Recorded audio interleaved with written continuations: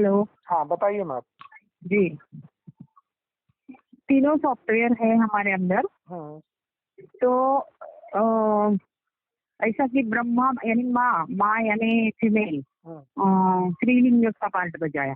हाँ अभी आपने रुद्रांत किया, लेकिन उसमें हम विष्णु को समझते हैं दोनों लिंग, यानी कि नारा शक्ति हाँ ना, यानी कि सतो प्रधान अवस्था में जिसको हम किन्नर बोलेंगे, यही विष्णु का है ना, नपुंसकलिंग। हाँ माँ देखो, दोनों और हाँ, दोनों में अंतर है। तो पुरुष लिंग किसे कहेंगे, ऐसा मन में आया था। माँ पुरुष लिंग क्या होता है? पुरुष लिंग कोई अलग से पुरुष वृत्ति क्या है ये? क्योंकि जब हमारा 16 कला की जब दुनिया का जो 16 और 8 कला का युग होता है, समय होता है, तो उस दौरान क्या होता है, ये प्रकृति किसका रूप लेती है? क्योंकि हमारा अर्धनारीश्वर दैवी स्वरूप होता है, तो हम जैसे हम वैसे वैसे इसकी अवस्था, हमारे पाठ अनुसार हमारी अवस्था होती है, तो इसकी अवस्था कैसी होती है? प्रकृति माँ की अवस्था होती है। और जैसे ही हम रजो प्रधान अवस्था और तमो प्रधान अवस्था की ओर चलते हैं, तो हमारे अंदर क्या आ जाता है कि इसके अंदर एक रजो प्रधान अवस्था के कारण उसे कहते हैं पुरुष वृत्ति। पुरुष वृत्ति मतलब मूछ वृत्ति आना शुरू हो जाता है। जी। तो मूछ वृत्ति क्या, प्रकृति को ही क्या लग जाती है? मूछ लग जाती है। तो यही देवभान का प्रतिरूप बन जाता है।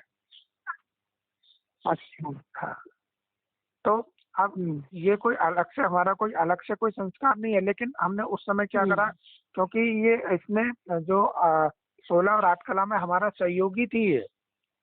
अब इसके ये भी अंधेरे के रोल में जब इसको बड़ा किया, तो इसको हमने सहयोग दिया।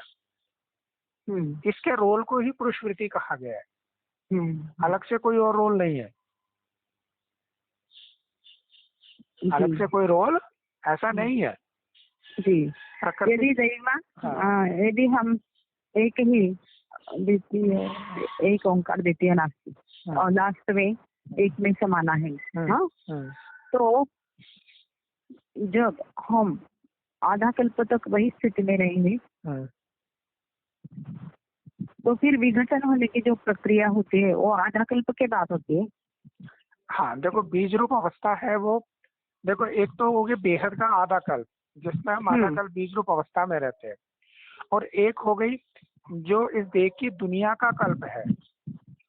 हाँ, उसके आधा कल्प में हम देख में तो आते हैं, लेकिन प्रकृति कैसी होती है? हमारी सेवाधारी होती है, जिसको हम हाँ बिल्कुल राधा का राधा का रूप तत्व प्रधान तो सामान्य अवस्था। हाँ, लेकिन उसके पश्चात जब इसी को मूछ वृत्ति लग जाती है, तो मूछ वृत्ति होने के कारण क्या होता है, यही रजो प्रधान और तमो प्रधानता की ओर यात्रा चलती है इसी से। जी, पहले रजो प्रधान अवस्था आएगी, फिर तमो प्रधान अंत में। हाँ।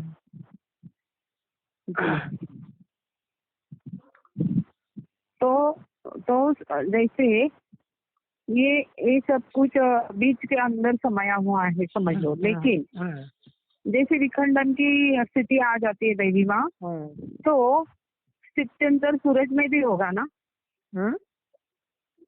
परिवर्तन सूरज में भी होगा ना आधा कल्प के बाद। बिल्कुल, आधा कल्प के बाद इस जो देह के नेत्रों से दिखाई देने वाला सूर्य है, उसके अंदर से भी तो जब भी तो ये ग्रह बनने शुरू हुए।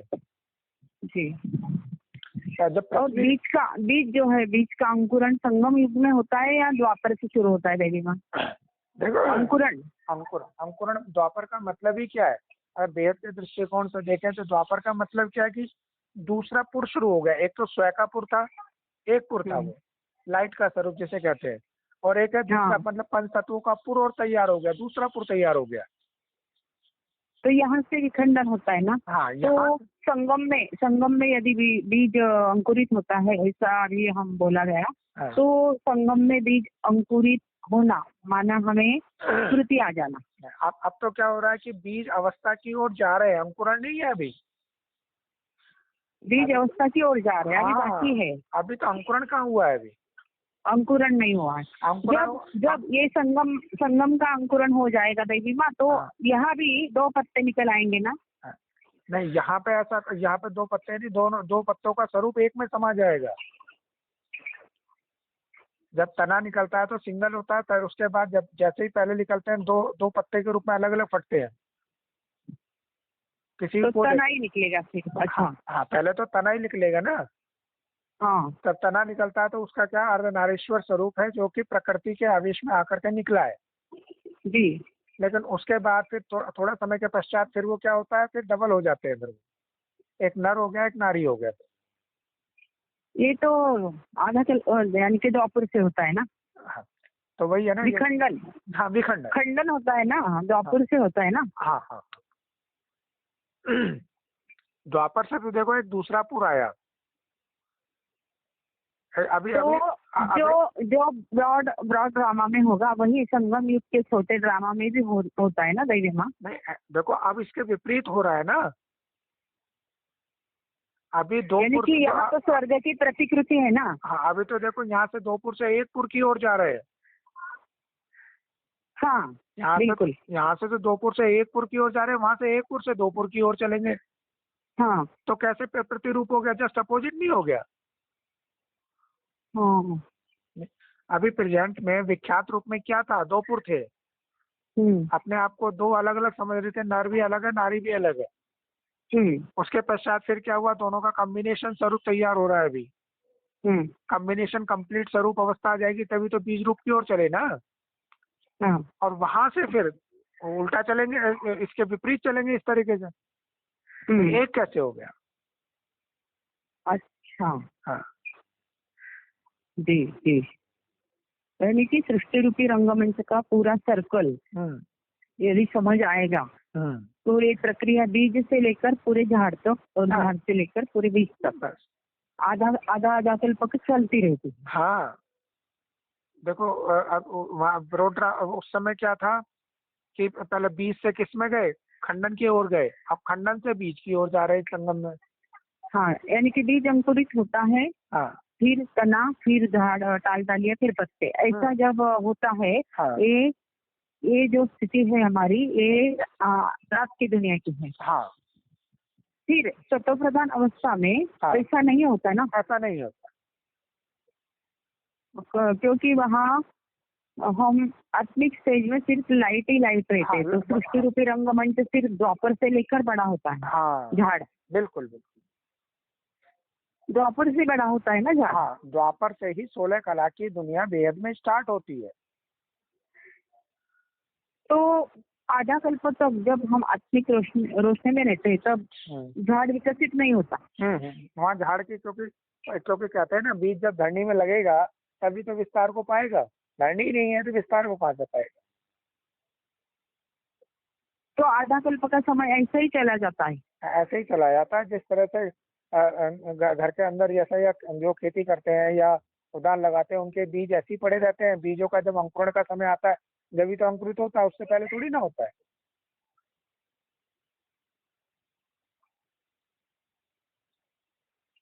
अच्छा। और वहाँ पे अनेक नहीं है जो ऐसे पड़े रहेंगे। हाँ जी। फिर जब फल आता है, फल के बाद उसमें बीज में कन्वर्ट हो जाता है। बीज में परिवर्तन होता है, फिर बीज अलग हो जाता है। बीज अलग हो जाता है, अटैच होता है, फिर डिटैच होता है। डिटैच होता है जी। फल आने का मतलब को पत्ते से पता नहीं लग रहा कि बीज अवस्था क्या है।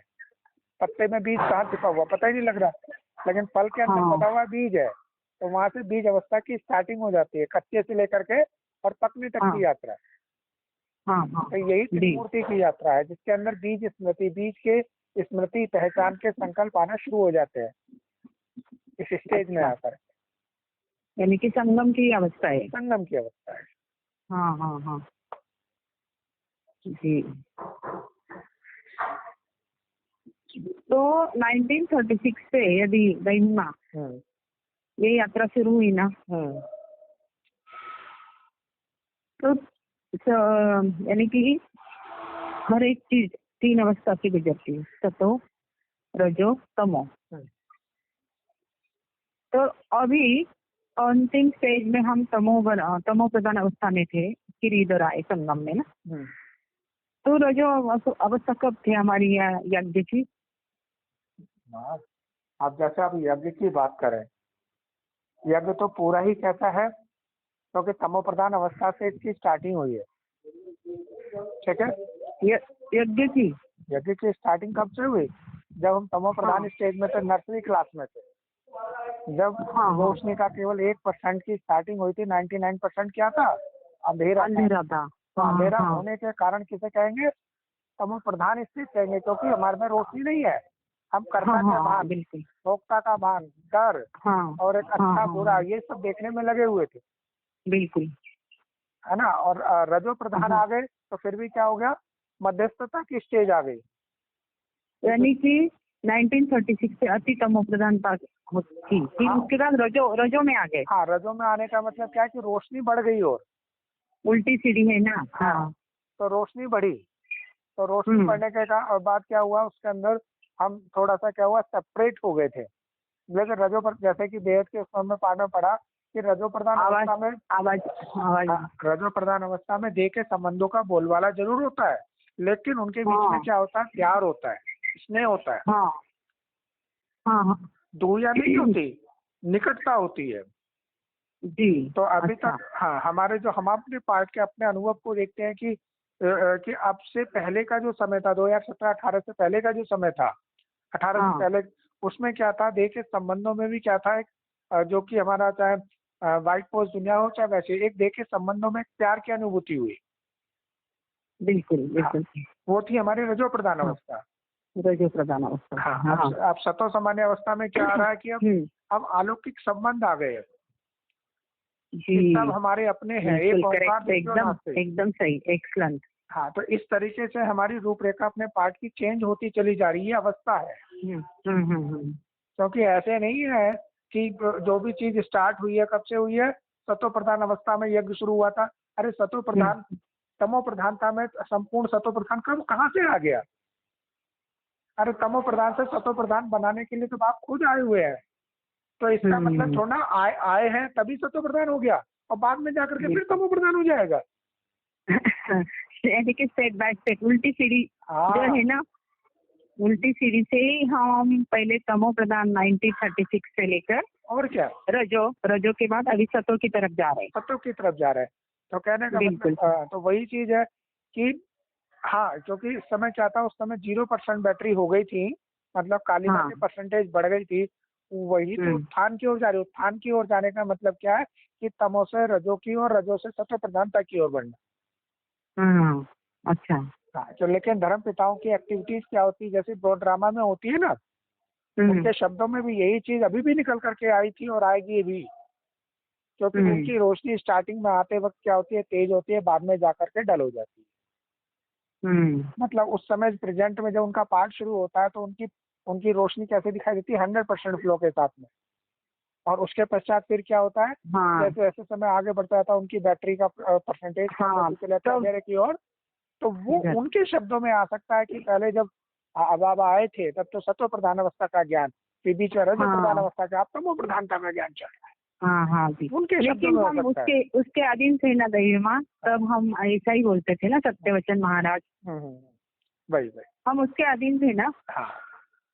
लेकिन सूर्य की अवस्था ऐसी नहीं है, इसीलिए उसको शिवरात्रि कहा जाता है। क्योंकि शिवरात्रि का मतलब क्या है कि एक अंधेरे के अंदर एक माचिस की तिल्ली का जलना, एक चिंगारी का आना। तो वो चिंगारी या रोशनी उसका बढ़ना, ऐसे नहीं कि पहले एकदम रोशनी आ गई चकाचक, उसके बाद फिर वो चिंगारी में कब कन्वर्ट होगी, ऐसी यात्रा नहीं है ये। कैसी यात्रा है संगम की? कि चिंगारी से शुरू हुई रोशनी और कैसी होगी? 100% होगी। तो इस यात्रा को कहते हैं ये है यात्रा हमारी सतो रजो तमो की, तमो से रजो, रजो से सतो। क्लियर हुआ मैं? बिल्कुल अच्छे से लग रहा।